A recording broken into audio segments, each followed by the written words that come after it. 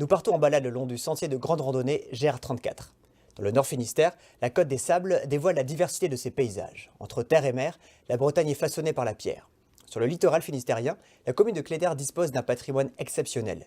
Il raconte entre autres l'histoire des fendeurs de rochers, les tailleurs de granit. Ici, cette roche de 350 millions d'années au grain fin et bleuté faisait vivre au siècle dernier plus de 200 tailleurs de pierre et carriers. Michel Quéré est notre guide. Passionné d'histoire et d'archéologie, Michel Quéré emmène beaucoup de curieux sur les pas des tailleurs de granit. Les traces qu'ils ont laissées sur le littoral cléderois sont impressionnantes et toujours bien visibles, que ce soit côté terre ou côté mer. Nous sommes sur une des plus belles carrières maritimes du site, qui a été exploitée pendant des générations. Donc je vais essayer de vous expliquer la façon dont procédaient ces braves gens, qui étaient souvent des petites compagnies, qui travaillaient en fonction des chantiers.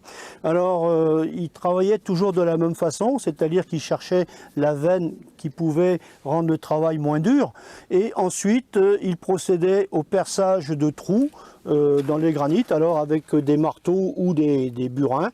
On a ici les trous cylindriques, on peut trouver également des trous rectangulaires, ou alors des failles tout à fait linéaires.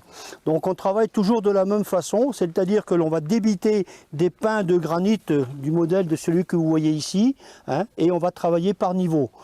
Quand on aura extrait un grand pin de granit, on va le découper en dés et regardez sur la partie supérieure du rocher, vous avez les dés qui ont été préparés pour une expédition au moyen d'une voie charretière qui monte dans les terres. La deuxième façon de procéder, c'est on mettait un chaland tout simplement ici, on chargeait les pierres, quand la marée remontait, et le chaland repartait avec son chargement vers une destination bien précise. C'est un granit très très fin mais très très dur.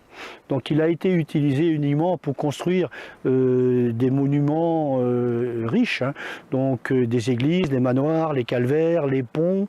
Ce travail dans les carrières marines s'est achevé en 1918, avec l'interdiction de prélèvement des pierres dans les grèves. L'extraction du granit s'est donc faite à l'intérieur des terres. Paul Cor est descendant de ces extracteurs de pierres. Après plusieurs semaines de travail, il a remis à jour une de ses carrières terrestres de plus de 1000 mètres carrés. Ici aussi, l'histoire des tailleurs se lit dans la pierre. Les traces les plus anciennes, c'est le haut Moyen-Âge. Alors les façons de tailler la pierre, c'était fait avec le pic du carrier et des coins en fer très importants. Alors le 16e, dont on voit une tranche ici qui servait pour faire un fût de calvaire, on voit une façon différente de fendre le rocher, de façon à ce que la tranche soit homogène. C'était un métier très très dur. Ici, nous sommes devant un abri primaire de tailleurs de pierre. Ils ont utilisé les deux grandes pierres verticales. Ils avaient couvert avec de la lande et des genêts. Et ils vivaient là pendant quelques semaines, le temps des chantiers qu'ils avaient en cours. Des bénévoles passionnés d'histoire locale comme Michel Quéré et Paul Cor proposent via l'Office de tourisme de Cléder de partager leurs connaissances. Ces passeurs d'histoire organisent des visites sur quasiment tous les aspects de la richesse patrimoniale et naturelle du pays de Cléder. C'est toute une histoire, c'est un pan de l'histoire de notre commune.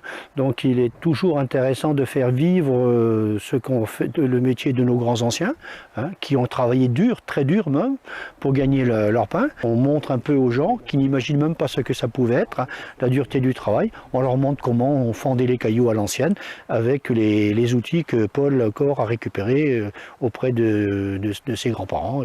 Grâce à ces bénévoles, ce sont des animations qui sont proposées aux vacanciers, aux visiteurs locaux. C'est un partage et puis un témoignage qui passe de main en main, de génération en génération.